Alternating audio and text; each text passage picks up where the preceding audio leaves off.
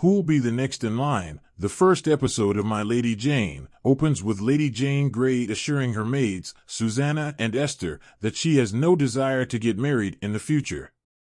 She explains to them that she would prefer to create a book on the various herbs and their medicinal uses. Jane promises to write a remediarum, which she will market and sell. When Jane learns that the Duke of Leicester, his great-uncle, is visiting her family, she runs to see him. Jane becomes agitated when the Duke makes fun of her for reading books at the dinner table despite being a woman. Lady Frances Grey, Jane's mother, approaches the Duke to find out if he has any confirmation of Jane's proposal of marriage to Lord Guilford Dudley. Jane becomes enraged when the Duke informs her that the proposal has been approved. After escorting Jane to her room, Lady Frances chastises her. She informs Jane that due to the Dudley family's wealth, she will have to wed Guilford in 3 days.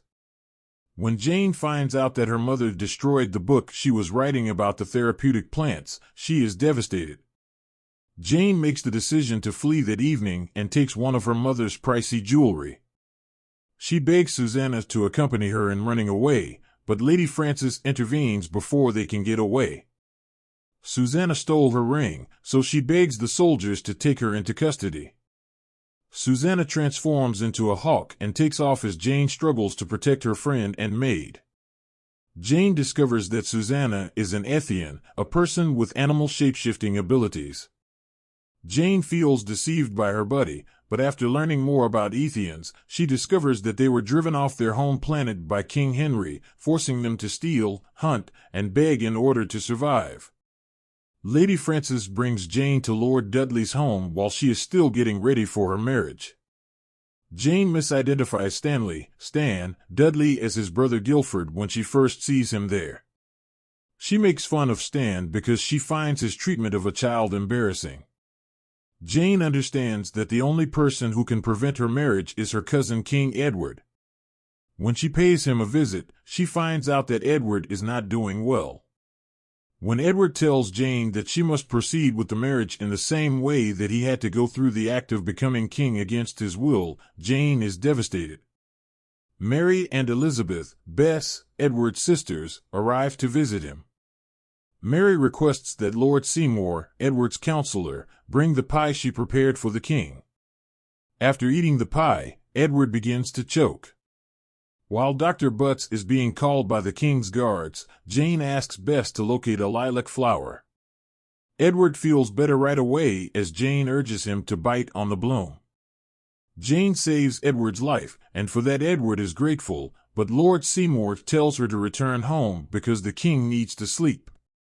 The king's other advisor, Lord Dudley, arrives to the royal court due to Edward's deteriorating health. Dudley and Seymour attempt to coerce Edward into drafting a testament that names Mary or Jane as his heir, respectively. Writing his will, Edward seals it. It is only after his passing that he requests that the will be opened.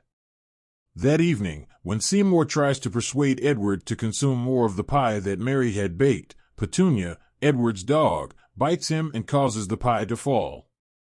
When Seymour begs the guards to murder the dog, Edward tells him to stop and dismisses him. On the way home, the chariot breaks down, so Jane rides her horse by herself. Realizing that she will never have time to herself, she decides to take a diversion and enter a tavern. Jane is shocked to witness both sexes enjoying themselves and becoming wasted. Jane notices a man there, and she is drawn to him right away. She strikes up a discussion with him that quickly becomes light-hearted banter. Arriving in the tavern to apprehend Archer, an evading thief, are the royal guards. But Archer, the Ethian, turns into a bear and wreaks havoc in the tavern. The man offers to take Jane with him after helping her escape the mayhem, but Jane notices Susanna there and decides to speak with her friend instead. When Joe, the royal guard, catches them, Jane tries to speak with Susanna.